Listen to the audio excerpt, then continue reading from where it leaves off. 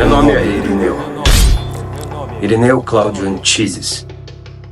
Eu fui bombeiro por 25 anos, incentivado pela minha neta. Eu resolvi gravar esse depoimento para contar sobre a noite mais estranha da minha vida.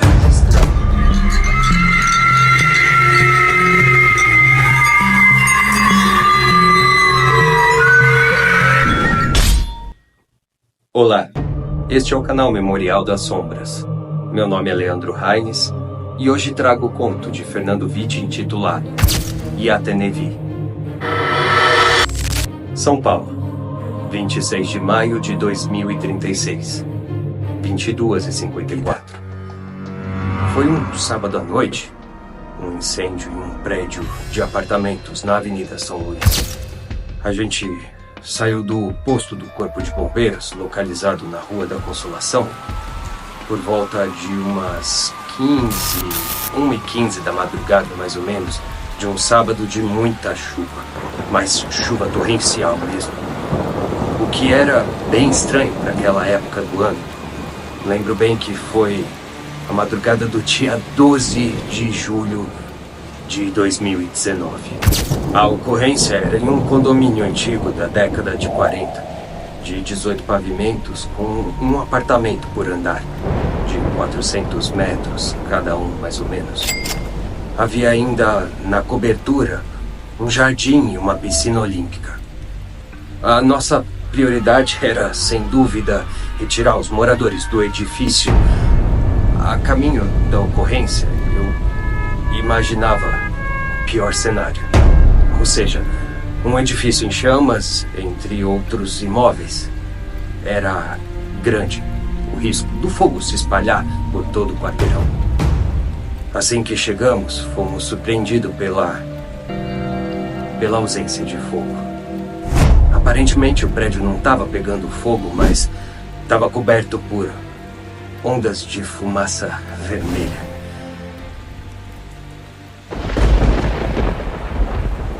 Apesar da chuva intensa, as ondas de fumaça vermelha, elas não dissolviam, mas desciam do topo até a calçada.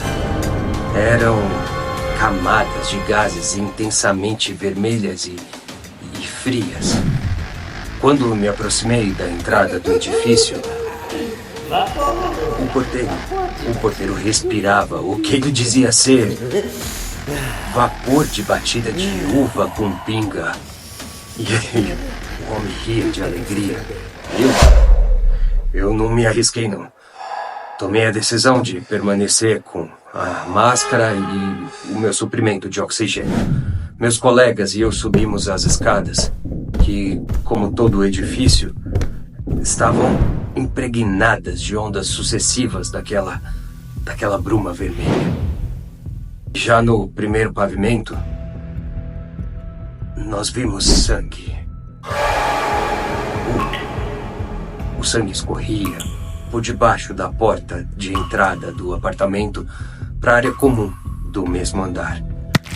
Depois de anos trabalhando como bombeiro, eu sabia muito bem identificar sangue pela sua cor e viscosidade. Eu, claro, arrombei a porta do apartamento e encontrei sangue, ainda mais sangue no piso de todos os cômodos. Porém, não encontramos ninguém. Sem perder tempo, corremos para o andar de cima para constatar a mesma situação. Sangue, tanto na área comum e como no apartamento, onde não achamos os moradores. E nos outros 15 andares, também vimos muito sangue. Mas nos apartamentos, não havia ninguém. No 17º andar, o último, antes da cobertura, havia ainda mais sangue. E lá, nós vimos um garoto, em frente à porta aberta do apartamento. Um garoto de uns 12 anos. Ele estava descalço. Ele não tinha cabelo nem sobrancelhas. Ele tinha os cabelos e as sobrancelhas raspados. Ele vestia calça jeans e uma camiseta branca. Da cabeça aos pés, o menino estava coberto de sangue. Ele segurava uma faca de caça na mão direita que estava limpa, sem a menor mancha de sangue. Logo que nos aproximamos, o garoto correu para dentro do apartamento. E lá havia muito mais sangue no piso de todos os cômodos. Foi nesse momento que a tempestade subitamente parou. Ao contrário dos outros apartamentos, aquele era um grande espaço para apenas um sofá na sala e uma poltrona de couro na biblioteca de estantes sem livros. Na suíte, uma única cama de casal. Os outros cômodos estavam vazios. Assustador era a ampla sala de jantar, também sem móveis, cujas paredes brancas estavam de cima a baixo tomada por marcas de mãos ensanguentadas. E por todo o teto existiam as mesmas marcas de sangue. Eram todas mãos esquerdas, de diferentes tamanhos. Mãos de crianças e adultos. Ao lado da janela, do mesmo cômodo, o garoto deixou cair a faca. Ele se voltou para mim e me olhou nos olhos. Eu fiquei sem ação. Paralisei com a visão daquele jovem coberto de sangue que me encarava com seus olhos cor cinza. Os olhos eram cinzas. E ele começou a falar com uma voz que não era de um garoto de 12 anos. Era uma voz grave, uma voz bem grave. Ele falava em uma língua que ninguém entendia. Felizmente eu acordei daquele transe e saquei o celular e filmei. Comecei a filmar o garoto. Depois disso, a ambulância chegou em 5 minutos, mais ou menos, e o menino se calou. Por quase 5 minutos, eu filmei o garoto falando e andando pela sala de jantar à medida que apontava para as paredes, para o teto. Sem oferecer resistência, ele deixou os paramédicos colocarem ele na maca e segui com ele para o Hospital das Clínicas. A cobertura do prédio, a grama e as 2 jabuticabeiras do jardim, elas estavam completamente secas. Na grande piscina, toda a água, algo em torno de 2.000 litros, toda a água foi substituída por toneladas de botões de rosa. Todas as flores queimavam e produziam a intensa névoa vermelha. E a névoa, ao invés de se dissipar no ar, ela descia para impregnar o interior do edifício e também para envolver o prédio externamente. Mesmo boiando na água que a chuva acumulou na piscina, as flores queimavam, eu juro.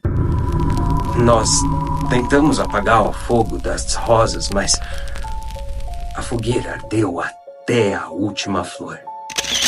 Eu fiz questão de acompanhar as investigações sobre o que acontecera naquele prédio. As imagens das câmeras do sistema de segurança do condomínio mostravam que todos os moradores, eles estavam no prédio. Até a noite de sexta, todos que ali viviam entraram pela portaria onde foram filmados. Uma comprovação de que realmente estavam ali. Nenhum apartamento poderia estar vazio na noite de sábado, pois ao longo daquele dia, ninguém saiu. Como já sabíamos, nenhum corpo foi descoberto. A análise de todo o sangue encontrado revelou que não se tratava de sangue humano.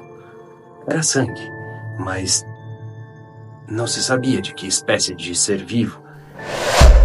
Graças a documentos encontrados nos apartamentos, das marcas de mãos ensanguentadas pelas paredes, apenas 12 digitais foram identificadas como de moradores do prédio.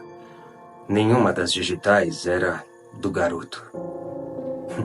E sobre o garoto, os médicos descobriram que o jovem era cego. Todas as tentativas de comunicação com ele não deram em nada. Uma semana depois, ele morreu devido a um ataque cardíaco fulminante. Ele não tinha nenhum documento que o identificasse. E nada sobre o garoto foi encontrado nos apartamentos. Quando interrogamos os 3 porteiros e o zelador, afirmaram que nunca viram aquele jovem. As câmeras de segurança também não registraram a chegada dele no prédio. Ele só poderia entrar pela portaria, pois o edifício não tinha garagem. Inicialmente, as imagens e o áudio do garoto falando, registrados pelo meu celular, não serviram também para identificá-lo. 2 semanas depois, eu postei a filmagem numa rede social. No dia seguinte, na mesma plataforma, havia um comentário em inglês sobre o vídeo. Eu usei um tradutor online e o comentário dizia o seguinte: perigo maior não há quando rosas infinitas queimam sob a chuva do inverno. Fogo, chuva e rosas criam a bruma vermelha. A bruma vermelha atrai alegria, dor e morte. O perfil de quem havia escrito a mensagem não tinha foto, apenas a letra V contra um fundo vermelho. Quando eu acessei o perfil do tal V, não havia nenhuma descrição de quem ele seria, mas encontrei ali muitas fotos. Fotos do V. O V é o jovem recém-falecido. O menino dos olhos cinzas e de cabelos e sobrancelhas raspados. Todas as fotos mostravam o mesmo garoto carregando rosas vermelhas enquanto caminhava por trilhas que tinham ao fundo as montanhas do Tibete.